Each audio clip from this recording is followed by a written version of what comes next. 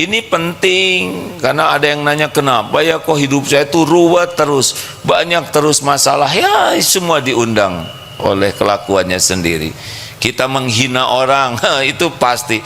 Mungkin yang dihinanya tidak berani kepada kita, tapi doanya itu, ya Allah, ini orang zolim sekali ke saya tidak berani, tolong balaskan. Bisa dibalas. Sing mencret, mencret. Sing dililit hutang, dililit. Banyak doa orang yang teraniaya yang kita merasa berjaya di atasnya, padahal doanya itu menjadi bencana bagi kita. Maka yang paling aman udahlah, jangan zolim. Itu yang keberapa? Ya hitung sendirilah ya. Yang gelisah, yang pertama apa? Capek, karunia Allah. Tuh yang kedua sakit, yang ketiga cemas, yang keempat sedih yang lalu sudah berlalu. Jangan suka nyiksa diri. Sudah selesai, yang lalu tuh sudah selesai, tinggal ridho dan tobat. Tidak boleh mengungkit-ungkit yang lalu. Mau bahagia bu? Mau bahagia? Mau tahu rahasianya? Jangan ngungkit-ngungkit yang bikin sengsara. Mau ngapain mikirin kejelekan suami? Pertama udah jeles, udah jeles lagi. Udah, astagfirullahaladzim. Mau ngapain?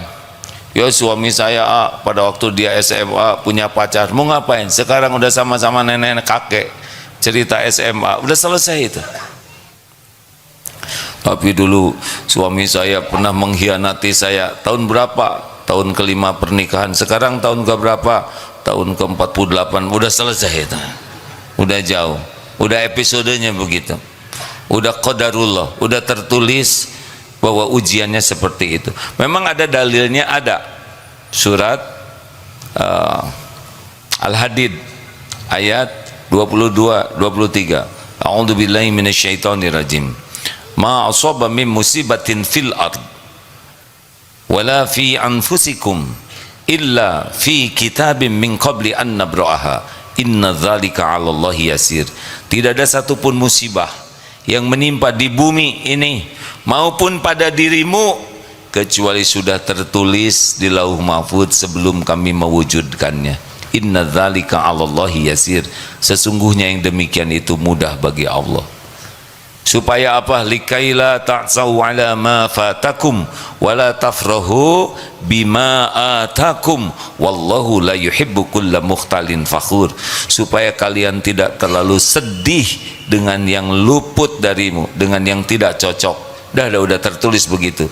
Dan tidak terlalu gembira dengan apa yang Allah berikan padamu, dan Allah tidak menyukai orang yang sombong lagi membangga-banggakan diri.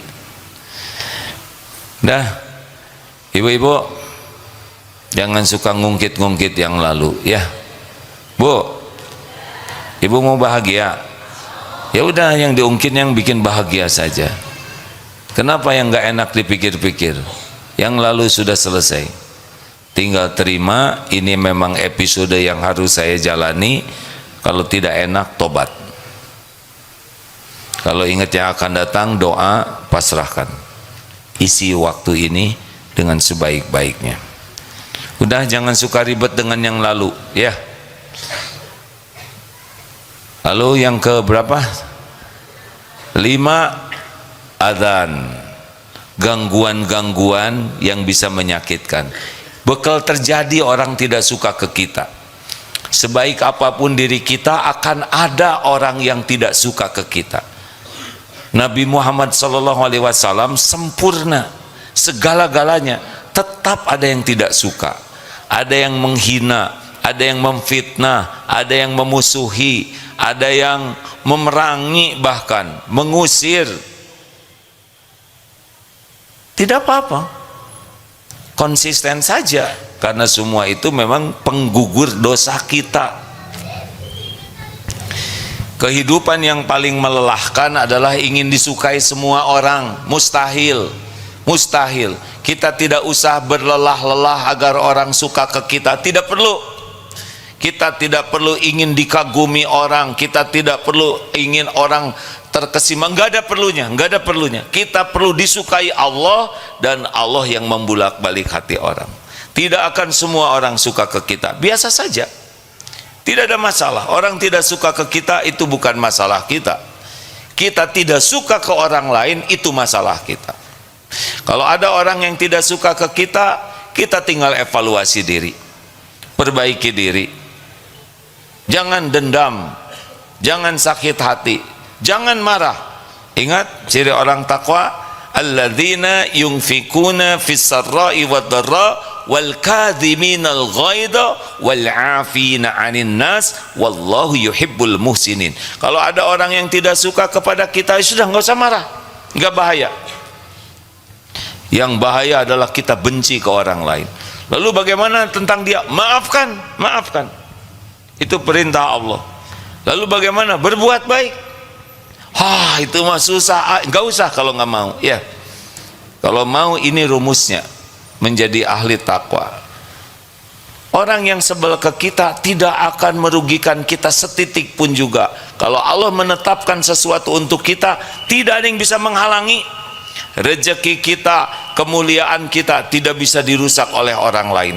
Yang merusak diri kita adalah zalamtu nafsi. Yang merusak kehidupan kita adalah perbuatan buruk kita. Orang-orang yang menghina, memfitnah, ngejelek-jelekin, itu bagian penggugur dosa kita. Tapi jangan disalahgunakan, karena ada seorang suami yang istrinya tuh sangat pemarah. Asalnya suami ini stres. Wah, ibu kalau marah begini saya mau nyari lagi. Apa? Kamu gua gampar. Gak jadi. Lalu kalau gitu kita pisah. Oh ya, apa, siapa bisa berani? Langkahi dulu mayatku. Nggak berani. Akhirnya dengar ceramah bahwa kalau ada orang yang menyakiti, berguguran dosa, langsung ceria. Ditanya oleh temannya, kenapa bapak biasanya suntuk sekarang ceria? Ya, saya bersyukur. Emang kenapa? Cita-cita, ya saya cita-cita ingin masuk surga, ada bidadari, tapi susah kalau ngandelin amal. Sekarang ada penggugur dosa. Gimana bapak bisa sabar? Ya, setiap kali istri marah kan berarti dosa saya gugur. Terus aja saya biarin dia marah, supaya saya habis dosanya, terus pahala dia dioper ke saya. Nah, saya kan insya Allah mudah-mudahan ke surga, dapat bidadari nanti.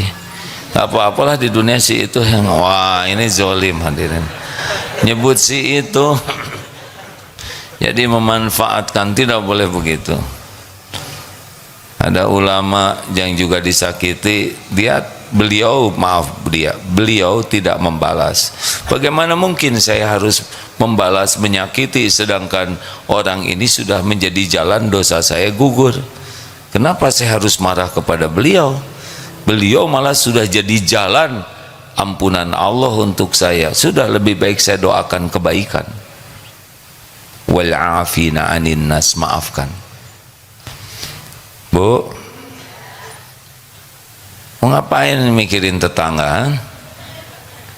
Mau ngapain mikirin segala kesalahan orang lain? Gak ada yang bahaya. Yang bahaya itu, yang pasti bahaya adalah dosa dan kesalahan kita yang tidak ditaubatin.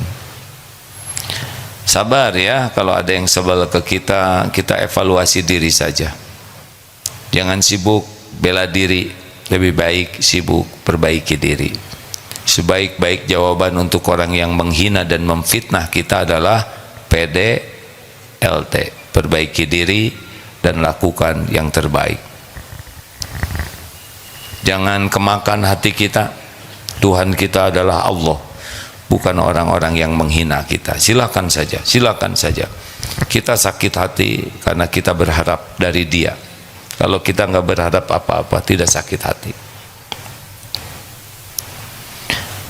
Dan orang yang menghina kita tidak akan mengurangi apa yang Allah tetapkan kepada kita.